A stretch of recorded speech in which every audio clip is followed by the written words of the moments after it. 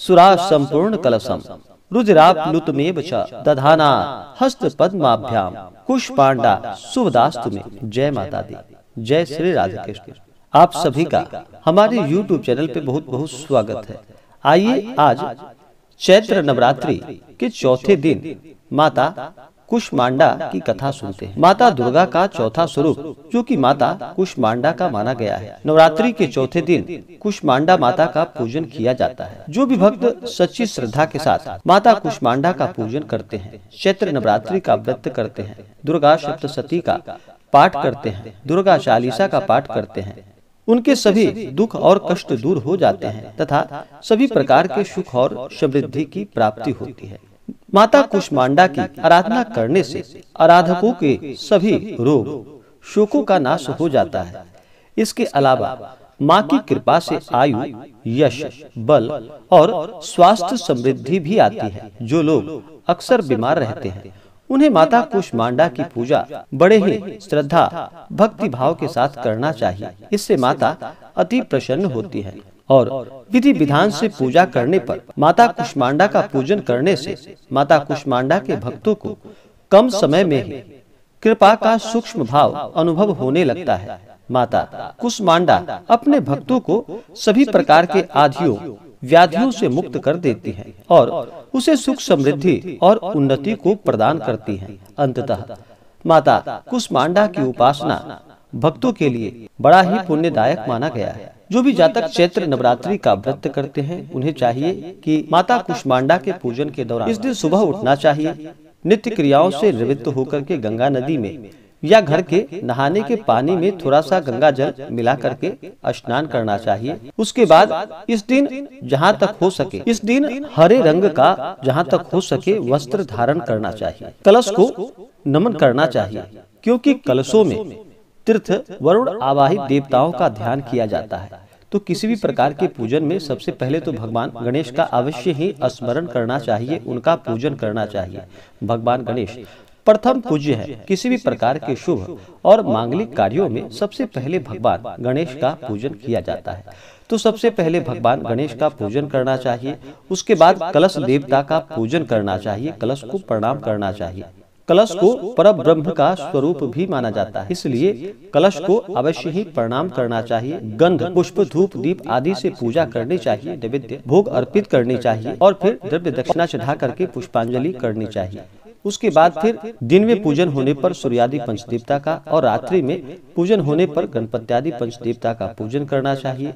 आदि दैवत, प्रत्यादि दैवत, विनायक आदि पंचलोकपाल सहित नवग्रह, इंद्र आदि 10 दिक्पाल देवताओं का पूजन करना चाहिए। नवरात्रि के दौरान चतुर्षष्ठी योगिनी, खोडस मातृका, सप्तघृत मातृका का पूजन करना चाहिए। उसके बाद फिर माता दुर्गा का पूजन करना चाहिए, उनके स्वरूपों का पूजन करना चाहिए। इससे माता अति प्रसन्न होती हैं और अपने भक्तों को मनोवांछित फलों को प्रदान करती हैं। सुनते हैं माता कुष्मांडा की कथा। तो बोलिए प्रेम से कुष्मांडा माता की जय। माता कुष्मांडा की कथा के अनुसार नवरात्रि के चौथे दिन माता कुष्मांडा का पूजन किया जाता है, जो कि माता अपनी मंद मुस्कान से, हल्की हंसी के द्वारा अंड यानी कि ब्रह्मांड को उत्पन्न करने के कारण इन देवी को कुष्मांडा के नाम से जाना जाता है। जब सृष्टि नहीं थी, चारों तरफ अंधकार ही अंधकार था, तब इन्हीं देवी ने अपने ईशत हास्य से ब्रह्मांड की रचना की थी। इसलिए इसे सृष्टि की आदि स्वरूपा या आदि शक्ति के नाम से जाना जाता है। माता कुष्मांडा की 8 भुजाएं हैं, इसलिए अष्टभुजा माता कहलाती हैं। इनके 7 हाथों में कर्मशः जैसे कि कमंडल, धनुष, बाण, कमल पुष्प, अमृत पूर्ण कलश, चक्र तथा गदा है और 8वें हाथ में सभी सिद्धियों और निधियों को प्रदान करने वाली जपमाला है। माता कुष्मांडा देवी का वाहन सिंह है और इन्हें कुम्हाड़े की बलि अति प्रिय है, जिसे कि कई जगहों पर कुष्मांड कहा जाता है और बहुत से ग्रामीण क्षेत्रों में इसे भुआ के नाम से भी जाना जाता है, जो कि माता को अति प्रिय है। और संस्कृत में कुम्हाड़े को कुष्मांड कहा जाता है, इसलिए माता कुष्मांडा देवी को कुष्मांडा कहा जाता है। जो कि माता कुष्मांडा का वास सूर्य मंडल के भीतर लोक में माना गया है। सूर्य लोक में रहने की शक्ति और क्षमता केवल उन्हीं में है, इसलिए इनके शरीर की कांति और प्रभा सूर्य की भांति ही दैदीप्यमान है। इनके ही तेज से दसों दिशाएं अलौकित हैं। ब्रह्मांड की सभी वस्तुओं और प्राणियों में इन्हीं का तेज व्याप्त है। अचंचल और पवित्र मन से नवरात्रि के चौथे दिन माता कुष्मांडा की पूजा और आराधना अवश्य ही करनी चाहिए। इससे भक्तों के सभी रोगों और शोकों का नाश हो जाता है तथा उन्हें आयु, यश, बल और आरोग्य की प्राप्ति होती है।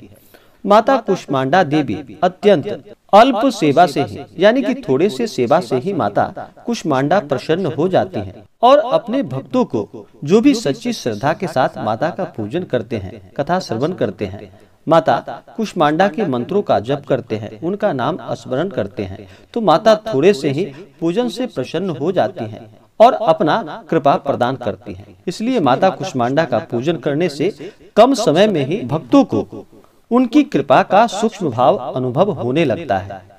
तो बोलिए प्रेम से कुष्मांडा माता की जय।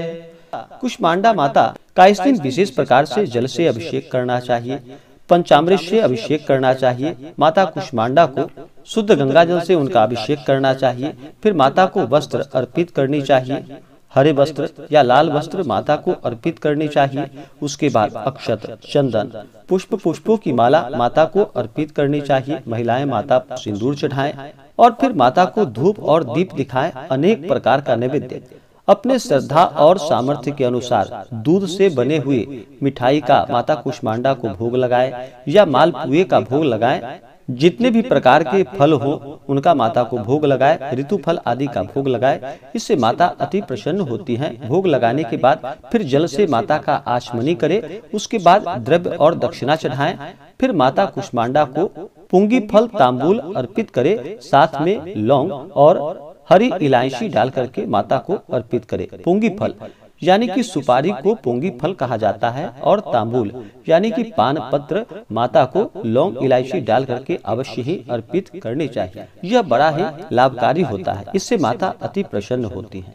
इसी प्रकार से माता कुष्मांडा देवी का पूरे विधि विधान के साथ पूजन करना चाहिए। फिर माता की आरती करनी चाहिए। जहाँ तक हो सके दुर्गा सप्तशती का पाठ करे, यह संभव ना हो तो श्रवण करे।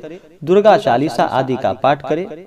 इससे अनंत गुना पुण्य फलों की प्राप्ति होती है और माता अपने भक्तों की सभी इच्छाओं को पूर्ण करती हैं। व्रत के दौरान नियमों का पालन करना चाहिए, शुद्ध और सात्विकता का पालन करना चाहिए, ब्रह्मचर्य का पालन करना चाहिए, किसी के ऊपर क्रोध नहीं करनी चाहिए, किसी के प्रति अपने मन में ईर्ष्या या द्वेष का भाव नहीं लाना चाहिए, सदा ही धर्म का आचरण करते हुए रहना चाहिए। व्रत के दौरान, नवरात्रि के दौरान किसी भी महिला का या कन्या कुमारी का अपमान बिल्कुल भी नहीं करना चाहिए, इससे माता क्रोधित हो जाती है। और धर्म का आचरण करते हुए भक्ति भाव के साथ ही माता का पूजन करना चाहिए।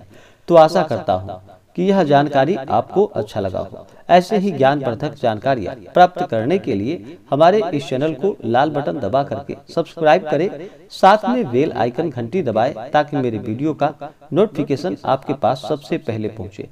वीडियो को लाइक और अपने मित्रों तथा दोस्तों के साथ शेयर करें। सुखी रहें और स्वस्थ रहें। जय श्री राधे कृष्ण। धन्यवाद।